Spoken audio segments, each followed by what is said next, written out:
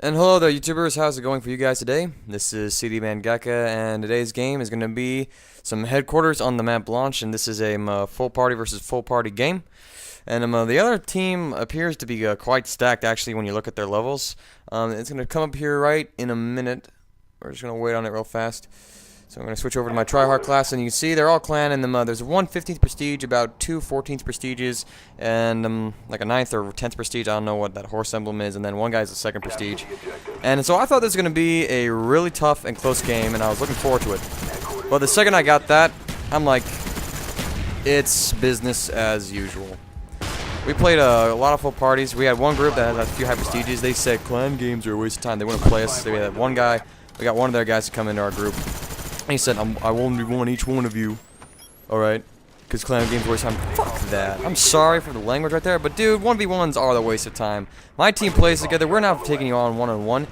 The reason why that other team was so worried about clan games is because they're gonna lose it. Son of a bitch. Cowards and pussies. That's a pub star right there. My team can do well in a slightly competitive area. Not like game battles competitive, but like in a public setting that's competitive, like this game. My team can do well. My team can do well. Probably game battles folk would kill us in a game battles game, but honestly, that's like about it. Seriously, it's tough to find a challenge. Namely on PlayStation 3, we would have there was one group that had a whole bunch of high prestiges, and they were legit too. They had like 3 and 4 KDs, and I mean, you know, and we didn't play them though because we had 2 of our guys leave the party, and it would have been a 4v6, and then and whoever else would have gotten our team was going to be a BK Randy scrub. So we just called and said, you know what, we're not going to have a chance at this. Let's just call it and, go on with our day. And I want to play those guys, but, these guys disappointed me. After I checked their stats, they were all pretty pathetic. Like, not one of them had a KD above 2. It was pretty sad. And after the game, they looked at my win-loss. My win-loss, actually, after this game, my win-loss became an even 9, baby. 9 win-loss for the win. And they accused me of having made this as a second account. It was hilarious. I had most of them muted. So when I got this story afterwards, and I had them unmuted, it was like, Franco actually kind of said, like, no, it's his first account. One guy on their team, don't lie to me! It was hilarious. I'm like, wow, buddy. I should respond back. You know what else? About 50 of those losses of mine, those were failed host migrations when we won. I've only lost 10 games, buddy. You want to know why? Because we're that good. I didn't say that, though. It's just, like, it was hilarious. One guy had a bone to pick with us. He tried to stay there, but he got put on our team. Another full party joined after these guys, and we made him leave within 3 minutes. And the guy wanted to play against us. He couldn't, so he left the lobby. Pretty funny. Well, I will commend these guys on, though, for actually staying for the entire game. That's like they're the only party who actually did that. There might have been one other party that did that, and I swear that party was a bunch of preschoolers. They got on, and their mics, every one of them, a squeaker, and I mean, it sounded like a preschool and kindergarten. I'm like, what the hell's going on? So that was weird. But overall, very fun weekend. We had a lot of good games. Yanks has a chopper gunner. I could have had dogs, I think. I can't remember. I know my napalm got 1 or 2 kills, but I would have had a chopper gunner at the very least. But it's better. I'm glad that I ran lower kill streaks instead, because napalms help out more, and all the spy planes have got helped out more. You can see gold AK-74. Oh yeah, these guys are really pro. That's one thing I've noticed. I swear, like, everybody's a high prestige. For the most part, is bad at the game. There was that one exception of the party, and they all had, not one of them had a KD under 2. And like, there's like 3 of them that had 4 KD. Like, no, 3 of them had 3 KDs. About 2 had 4 KDs. One guy had like the lowest. He's like a 2.6 or like 7 or something. That would have been a fun team to play. That would have been a fun team to play. I wonder how we would have fared. But aside from that, I mean, like, for the most part, the majority, it seems, is like people who prestige a lot don't really get comfortable with the weapon, and they're just not that good at the game. To me, it's because I think, like, people prestiging is just a way to increase the lifespan of a game for people who are who need to be entertained in the idea that I'm constantly progressing, I'm leveling up. If you get bored when you level up in the middle game, you are so casual, it is not even funny, dude. That's why I don't prestige. I don't need to level up. For me, the fun of the multiplayer is not the leveling up and getting new shit. For me, it's destroying people. And I don't do that with an MP5K or Enfield. I do that with the FAMAS. I do that with an AK-47. I do that with my pro perks, my kill streaks, stuff that I am not willing to give up just so I can have fun or, get recognition. And besides, nobody ever gets recognized for prestige. You ever think about it. Every time you see a 15 prestige in the lobby, you always think like, wow, that's a no life or hacker or glitcher. Nobody ever gives you respect for prestiging that many times. So why the frick would you do it? And honestly, I don't prestige because I only need like 4 classes, honestly. I barely use any other class aside from my flat checker class, my lightweight class, and then some in my hardline class. I'll throw on the ghost like for 2 seconds in the game to shoot down some air support. I've actually fiddled with my ghost class and played with it. It's kind of fun to be a bitch occasionally, but for the most part, I hardly use my ghost class. I mean, flak jacket is just my class. I mean, this is the class that I use to win, and I don't really care. Screw variety. I'm here to win, damn it all. That's just my view of it, okay? And I mean, I'm into Call of Duty, alright? And I mean, it's not my life, definitely not. I'm trying to, you know, I got plans for my life and other things like that. But I'm intrinsically motivated. I'm gonna go psychology here. I mean, reason why I have this attitude towards Call of Duty and winning and doing well, having these high stats and taking pride and all that stuff, is because I want to be the best that I can be. I want to have something that I am proud of. I want to be top tier level. I don't want to be average Joe. I don't want to be the guy who's getting just mowed down all the time. I want to be somebody who's doing well, who's better than a lot of other people. Not the best, but definitely better than most. Which, when you look at, you know, people around here, I am better than most, namely on like PlayStation. On Xbox, I'm probably in the higher average of people. And I don't mean to say like Xbox 360 players are better. I think there's just more of those kind of players on Xbox who are really good at the game. There's just more of them because there's more people who own an Xbox. There's more bad players, yeah, but think about it. Most of the YouTube commentators are all Xbox 360. You hardly see anybody who's like a PlayStation 3 guy, and so you assume, okay, there are more good people on Xbox 360, so Xbox 360 people are better than PS3, which is not the case. I think they're about equal. There's just you just get a bigger sample size. So you get different results that are skewed. A lot more people are casual on PS3. A lot more people are serious on Xbox. That's just the way it rolls.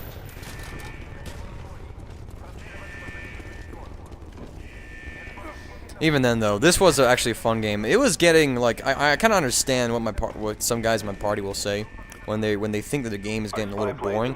Like there was no challenge at all. I mean, there's a bit of a thrill. There was a thrill going into this game, thinking, "Oh, dude, this is gonna be a fight." And as the game went on, I'm like, "Dude, this is just like, oh my gosh." I mean, I was sorely disappointed. I mean, I wanted to, you know, have a little more of an edge, a little more of a competition deal going on, but instead we get like, I mean, you guys see, I mean, you just see the score at the end of this game. Keep in mind how high level these guys' prestige. Keep in mind this is another full party. And then just, I mean, look at the domination my team does. And I mean, this team is fantastic. I love this team. I mean, they've given me a 9 win-loss ratio. You could argue it's 60. Check out Jack Rue, ACOG WA2000. The dude can kill people. But I mean, you know, technically, you could argue it's a 60 win-loss. I mean, I've played about 500 games now, and I've probably only lost 10. So okay, maybe like a 50 win-loss. But I know, actually, I think it's 600. It's over 600 right now. But it's just like, seriously, it is ridiculous. My team is just, I feel like my team is back at the point where it was in Modern Warfare 2, where you would go into a game and everything would be easy. You'd have that anticipation occasionally, like where like, yeah, this is gonna be a tough game, and then but then now we're at the point where you get into the game and it's just like you're almost disappointed, like this is it. This is all the challenge I'm getting. I'm glad we're at that point, but it's also a little dismaying at that point too, just because you feel undominated. And I wish I would have played. I wish I could find more teams that would stay in the whole game, because that's just one thing. So many teams are just there to pub stomp. I mean, there's that one group of prestiges. Clan games are a waste of time. Dumbass prick faggots. That you just want to pub stomp. You're afraid of your damn KD, which was low. None of them had anything special. They were just jackasses. And then there was also just people who they just give up because they don't have a hard time. They're just there to pwn the noobs. They don't care about contests and challenge, which also just dismaying. Oh, right here. I should have had this guy. This guy was tough to kill. I mean, that was like about, I'd say 4 hit markers at close range. I think he should have died. Don't know, but whatever. You can't control things, and I'm not going to bitch about it and let him go. That's the first HQ of the game. And remember, our first HQ, we had about, probably we had kept it for about the whole time. The whole extended period of time, okay? So we got about 65 points from it. Alright, now watch how many points they get. This team of 14 prestiges and 15 prestiges, you know, got a whopping 25 points against my party. Bravo for them. That is amazing. That was just... You can tell that these guys are all about the pub stomping. You can tell that these guys have no real experience playing competitive, you know, another full team that actually give them a run for their money. You can just tell that right off the bat. They're all running high kill streaks. I'm pretty sure, because they got some spy planes, but I mean, Like, one guy had 2 napalms. No, none of them got a blackbird up. I mean, my party got 3 blackbirds at the beginning of the game. But, I mean, that's all they got. I mean, that's just... They didn't drop the kill streaks, I'm pretty sure. They were just really inexperienced. And they were very just, you know, fried up. They don't think... None of them had a win-loss over 2. None of them had a KD over 2. These guys were just garbage. They were so caught up in the prestiging process that they didn't stat pad themselves. They don't pride themselves in doing well and, you know, setting up right and, you know, having everything tight. They're just there to level up because they're so ADHD. It's ridiculous.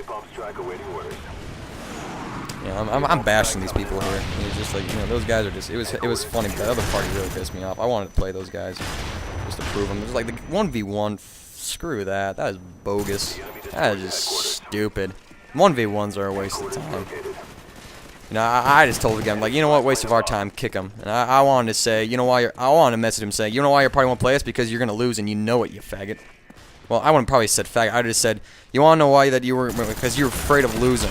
And you're not afraid of, and you're afraid of challenge. You're just here to kick people's ass. And you know what? Your party is shit because of it. I wanted to light that guy up. I didn't care, but you know what? They'll be them. They'll be them. Waste of time, my ass. I gotta say, I think scrimming with my party under, like, MLG variant rules actually kind of helps out a bit. I think it does, just a little, just like...